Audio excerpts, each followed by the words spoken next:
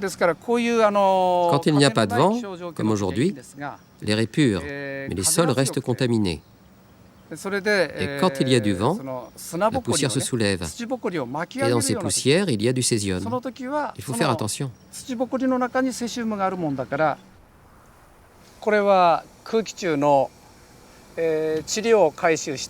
Cet appareil permet de mesurer le césium dans l'air.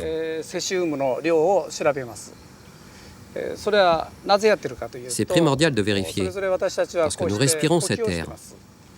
Cet air entre dans nos poumons et nous risquons une irradiation interne.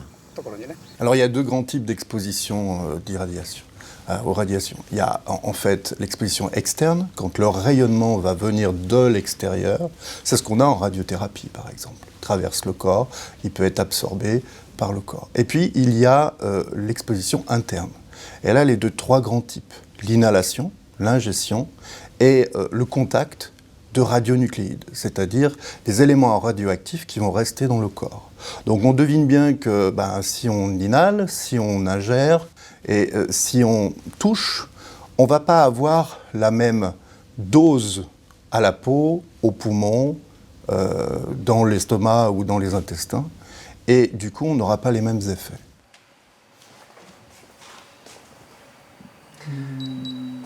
« 46 kilos et 400 grammes. » Le corps humain, une fois contaminé, devient à son tour émetteur de radioactivité. Il faut alors compter les becquerels qui s'en échappent. Pour cela, on s'assoit sur le Whole Body Counter, on attend 10 minutes et le détecteur compte les coups.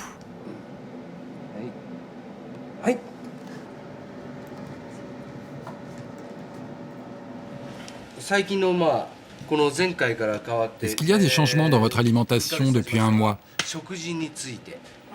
Oui, c'est ça. Bon, vous mangez toujours ce que vous cultivez vous-même. Le riz que vous mangez, c'est le riz que vous cultivez vous-même? Oui, Vous mangez les légumes de votre potager?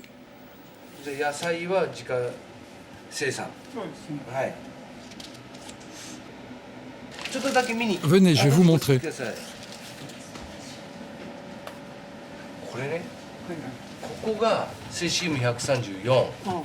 Ici, le césium 134.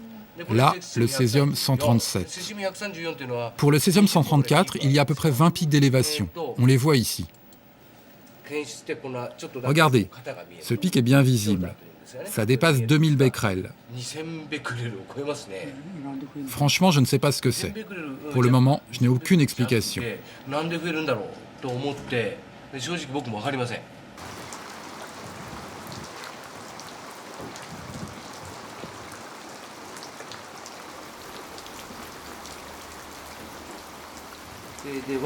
Voici les résultats des examens d'il y a 3 mois. Regardez, vous étiez à 490 becquerels pour le césium 134. ça correspond à ça. Oui, c'est ça. Et 824 becquerels pour le césium 137.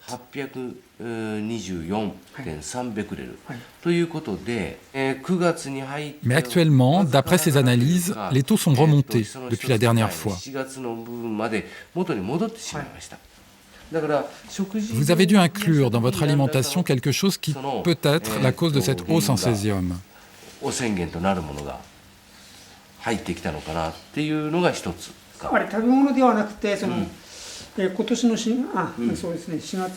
L'alimentation, je ne pense pas. Je me souviens maintenant, je suis monté sur mon toit pour refaire le chaume pendant 3 jours. C'est bien possible qu'à ce moment-là, j'ai inhalé des poussières contaminées.